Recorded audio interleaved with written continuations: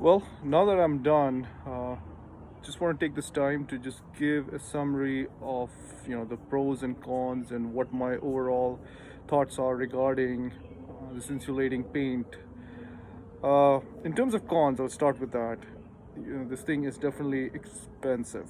I mean, this box cost me about $295. It's a 5 gallon can and it only comes in 5 gallons.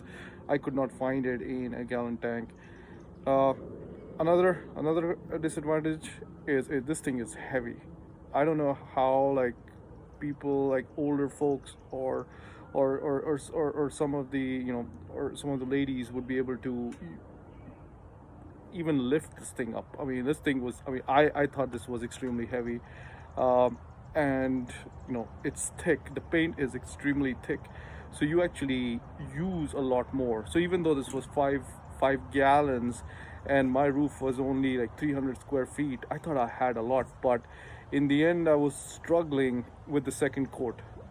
It was just drying. It dries up really fast, so you have to make sure that you get it on there as soon as possible and as fast as possible. Otherwise the paint dries, and then you need a lot more paint to get to get that space covered. So that's apart from that, you obviously, since if you're doing this on a flat roof, it actually makes life much easier. Doing it on this slanted roof, I had to stand on a ladder, have an extension rod for the rollers, and with the paint being heavy, it's actually lifting it up onto the roof.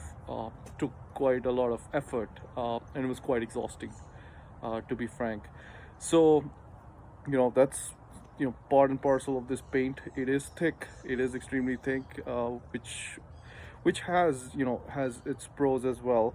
But overall, I think being expensive, quite exhausting to paint this, heavy, and just dries really fast. So you do need a lot of this paint.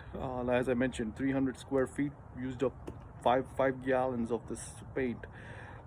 And the second coat, I feel like it was just a little thin, but still, I pretty much finished the whole bucket here.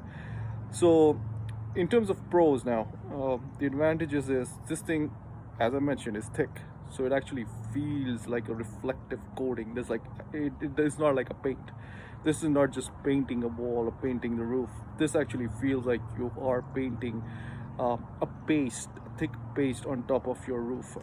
And even when I touch it, you can feel a little bit of a thickness on the roof, which helps in the reflective nature. In fact, while I was painting, I had to put my dark glasses on because the sun was just hitting the roof and it was just reflecting straight in my eyes, and it was blinding me.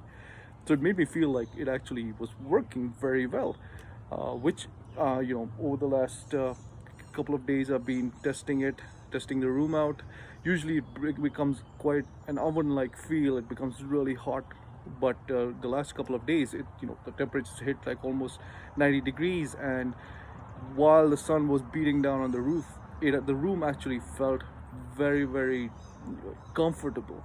I wouldn't say it totally blocked everything, but it wasn't the oven-like feel that it used to. So overall, I'm actually quite happy with this.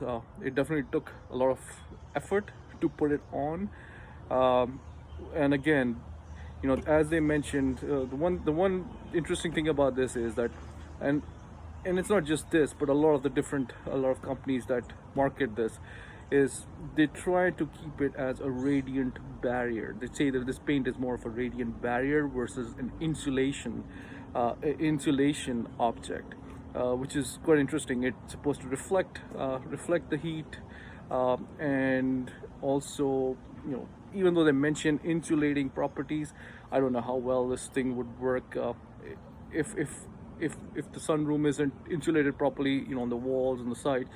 The roof itself is not going to make that much of a difference. At least I'm not an expert, but this is just my personal opinion. But overall, I'm happy. I'm happy with the result. So please, like, share, comment on this video, subscribe to my channel, and on to the next adventure.